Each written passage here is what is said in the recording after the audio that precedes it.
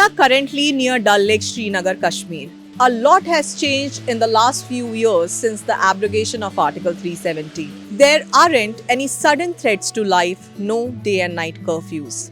Life, as we can see, has gained a regular momentum here.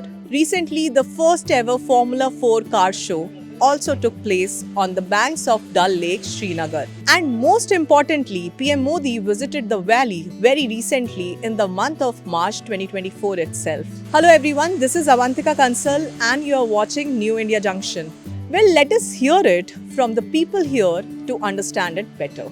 Sir, आपका नाम बताइए. मेरा नाम है Milind Joshi. I am from Goa. तो आप गोवा से यहाँ पे घूमने के लिए आए हैं कश्मीर में, श्रीनगर में. तो थोड़ा सा बताइए, एब्रोगेशन ऑफ आर्टिकल 370 के बाद आप किस तरीके से देखते हैं श्रीनगर को? मैं जो देख रहा हूँ कि लोग अभी फ्रीली मूव हो रहे हैं इधर, और टूरिज़्म जो बढ़ रहा है, और पीपल भी अभी जो ज़्यादा हेल्पफुल है इधर. थोड़ा अभी उनको भी मालूम पड़ गया है टूरिज़्म से उनका रेवेन्यू बढ़ सकता है. So they are cooperating very nicely with the tourist and all. So overall experience is very good as compared this thing. It is a boost for Kashmir for the tourism and all those this thing. Immediately because definitely they will get the revenues also. Now they are realized that this thing. So boosting of the tourism is their main this thing now, and they are very cooperative. और safety और security के बारे में कुछ बात करना चाहिए. हाँ, बहुत ही बढ़िया है, बहुत. एंड सब ट्रांसपोर्ट भी बहुत अच्छे है और लोग भी बहुत अच्छे हैं और बहुत कोऑपरेटिव है लोग. बहुत हमको तो बहुत अच्छा लगा. अगली बार भी हम लोग आ जाएंगे definitely. Sir, so you are a tourist here. Please tell us more about how do you perceive Kashmir now? Kashmir के बारे में बहुत कुछ सुना था और देखना बाकी था. अभी हम आ गए, 2 दिन से हम कश्मीर में है. It's very pleasant here. और ये धरती का स्वर्ग जिसे बोलते हैं, वो धरती का स्वर्ग हमने वी हैव एक्सपीरियंस्ड इट 2 दिन में. अभी और 2-3 दिन है हम लोग, तो will like to explore more and more places over here. The culture of the Kashmiris over here and really thanks to the central government. Definitely हम लोग जो सुनते थे, टीवी पे देखते थे, न्यूज़ में देखते थे, ये हो रहा है, वो चल रहा है, but it is really you are safe here. So you mentioned that everyone is safe here. So anything that you would want to talk about or say about abrogation of Article 370? Actually, Article 370 हटाने से बहुत कुछ changes हुए हैं, because I was interacting with my tour guide, tour manager. I was interacting with the driver of the cab. Definitely वो लोग, क्योंकि they are the people who are staying over here, और उन लोगों को डिफरेंस फील हुआ है. So that is the key of the success. यानी उनको डिफरेंस हुआ है, उनको यहाँ पर सुकून मिला है.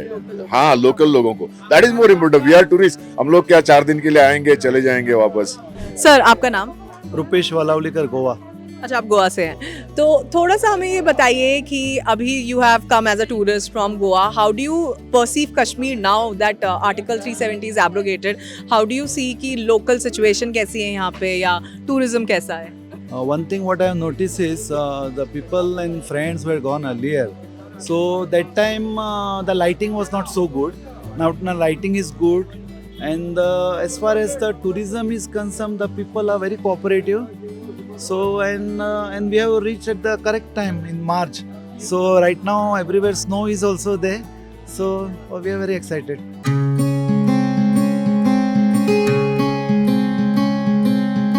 सर, आपका नाम? तजुमुल आखूं.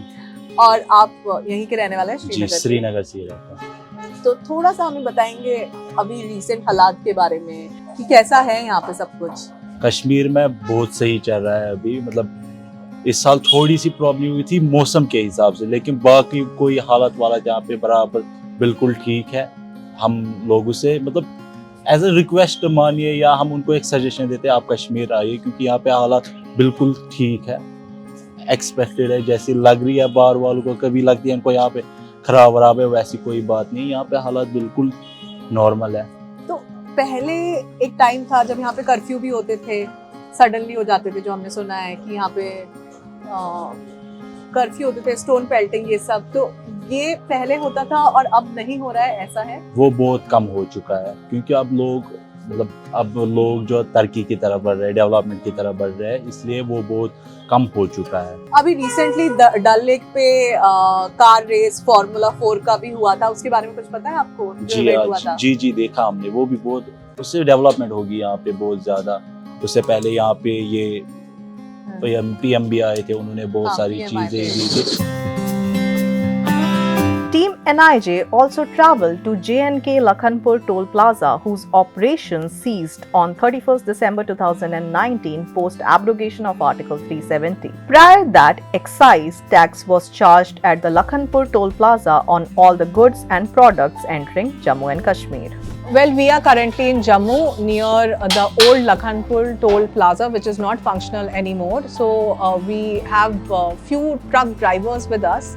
तो एक बार उनसे बात करते हैं, समझते हैं कैसे उस टोल प्लाजा के ना होने से इनकी जिंदगियां बदली हैं और किस तरीके से चीजें बेहतर हुई हैं। आप अपना नाम बताइए। मेरा नाम साहिल सुखवीर, और कहाँ के रहने वाले हैं? मैं कश्मीर का रहने वाला हूँ, district Anantnag. Kashmir district Anantnag. Yes, sir। और आप इस समय जम्मू में कैसे आए हुए हैं? जम्मू में हम कानवाई में लगे हुए हैं। हाँ। हमारा ट्रैक है उधर। तो आप हमें थोड़ा सा ये बताइए कि लखनपुर टोल प्लाजा जब से बंद हुआ है तब से आपको उससे क्या सुविधा हुई है? सुविधा यही हुई है, उधर हम पहले 3-3 2-2 दिन रुक के जाते थे, आज हम तुरंत आते हैं उधर से। हाँ जी हाँ।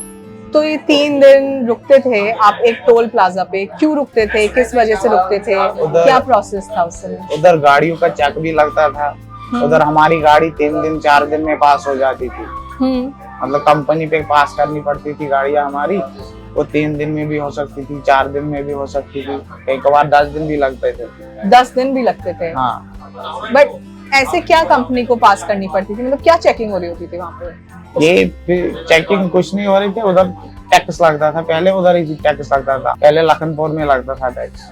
इसी वजह से उधर 10-10 15-15 दिन गाड़ी इकट्ठी हो जाती थी, फिर मतलब कि कोई पूछता नहीं था। तो आप जो बोल रहे हैं 10 दिन में टैक्स लगता था, तो इसका थोड़ा सा प्रोसेस बताएंगे हमें, इतना लंबा वक्त कैसे एक टैक्स लगने में जाता था? कई हमारी व्यापारी भी माल कहीं और ठोक देते थे गाड़ी में, जो उन्होंने बिल्टी में नहीं लिखा होगा, इस वजह से गाड़ी का चेक लग जाता था, चेक में वो माल निकलता था बाहर, फिर उस वजह से हमें टाइम लगता था। वेट भी हो जाता था, ओवरलोड का हमसे लिया जाता था। अंडरलोड गाड़ी का तो कुछ नहीं, अंडरलोड तो छोड़ देते, 1 क्विंटल भी ऊपर नीचे होगा तो उसका जुर्माना हो जाता है। और कुछ बताना चाहेंगे इसके बारे में हमें? और यही क्या बताना चाहेंगे, यही कि हमारे को लखनपुर से जब से वो टोल बंद हो गया बहुत फायदा ही हुआ, तो हमारे कोई नहीं, व्यापारी लोग को भी बहुत फायदा हुआ, क्योंकि उधर ही 3-3 दिन गाड़ियां उधर ही रुकती थी, माल डेरवन हो रहा था श्रीनगर, वो टाइम से माल भी नहीं पहुंचता था, क्योंकि पीछे से भी व्यापारी चलाते थे, डिलीवरी वाले चलाते थे, जिनका माल होगा वो भी चलाते थे पीछे से। आजकल वो नहीं हो रहा है, आज तो 2 दिन में गाड़ी दिल्ली से श्रीनगर पहुंचती है। थोड़ा सा हमें बताएंगे कि व्यापारियों को क्या किस तरीके से फायदा हुआ, थोड़ा सा डिटेल में? व्यापारियों को यही फायदा हुआ कि उनको पीछे से जिनका माल था, वो ट्रांसपोर्ट का माल जिन्होंने लिया था ट्रांसपोर्ट से, उनको दिक्कत होती थी, उनको भी आगे माल देना पड़ता था, उनको भी ये परेशानी नहीं हुई, उनकी गाड़ी 2 दिन में पहुंचती है, तीसरे दिन वो भी माल डिलीवर करते हैं अपनी कंपनी से।